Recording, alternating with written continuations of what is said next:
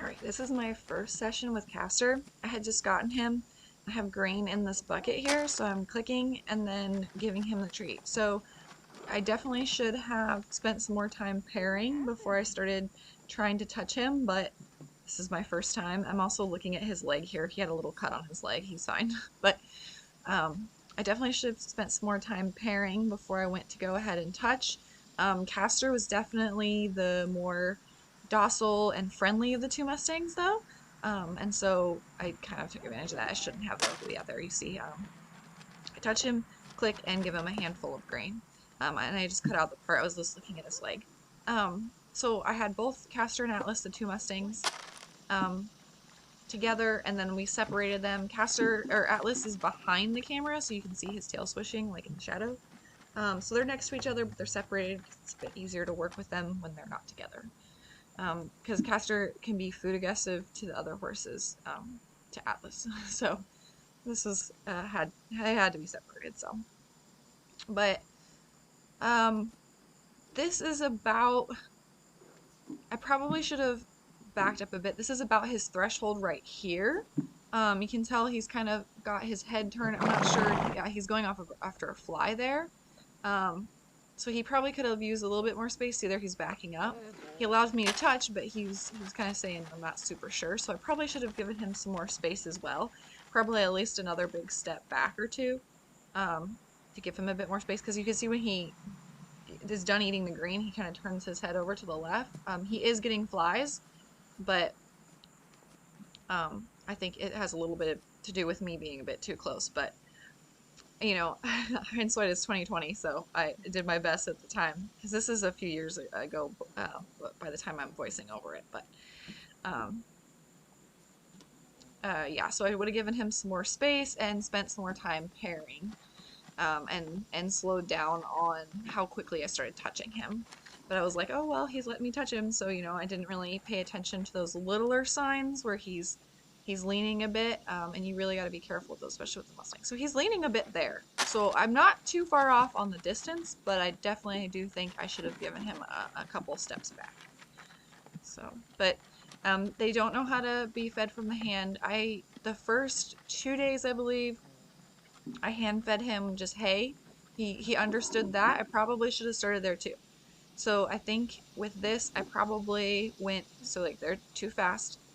I did good and backed off, but again, he's saying too fast. So again, should have backed off more. So when he picked up his head and leaned back, I should have taken a step back, waited till he kind of relaxed some more, put his head back down, tried again, click those approximations where I'm close to touching him, but I'm not, and give him food and not be so focused on the touch itself. But at the time, I was really focused on like, oh, first touch.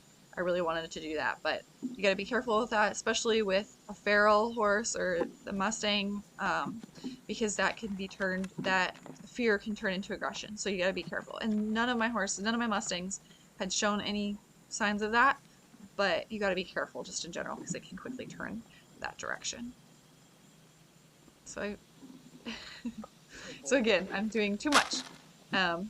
He's raised his neck there and was like, I'm not so sure. And instead of backing off, I pet some more. So I should have definitely just taken a few steps back. Again, come back. And when he's okay with me stepping toward him and not showing me like a signal that he wants to leave, click and reward that and then back away again. Because another thing that people forget to consider, especially with wild horses, feral horses, whatever, horses that aren't used to people, that your presence is aversive. So that was a much better touch. He was a little leaning away, but his head and neck did not come up nearly as much. So you got to remember that your touch and your presence is aversive to these horses. Like especially to Atlas, I was very aversive. Just me being there. And I think a lot of people forget and we're like, oh, well, we're fun. We give them scratches and we bring them food and stuff. But they have to learn that. Like being touched by us, being around us is very aversive in the beginning. So another thing, I should have been sticking to the hay and maybe throwing the hay on the ground, or see, he's a little afraid I'm too close again. But putting the hay on the ground for him to eat. If he doesn't figure that out, throwing the hay in the bucket. The grain is going to give you some conflict though.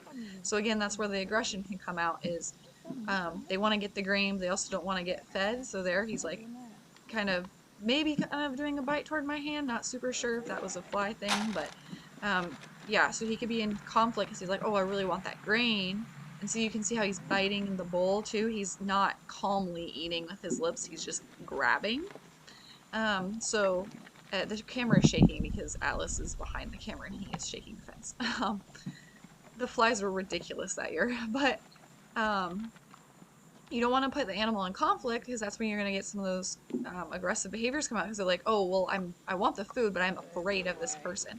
So they go to get the food and then they're like, oh my gosh, way too close, and then they kind of lash out. So that is my fault for being way too close. But this is a learning experience, so you know, overall the horse is gentle, but I want to kind of help others learn from this because I could have done much better. And then looking back on it, I'm also learning like, oh yeah, I shouldn't have done that. So sorry about the shaking camera there. Atlas is swatting flies, but that was pretty good. That was a nice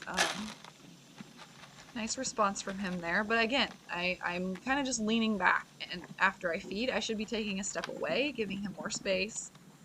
Ideally, I would have just used the hay, come up to him. When he looks at me, throw him hay, walk away. And then build up from there. So working on approximations, getting closer and closer.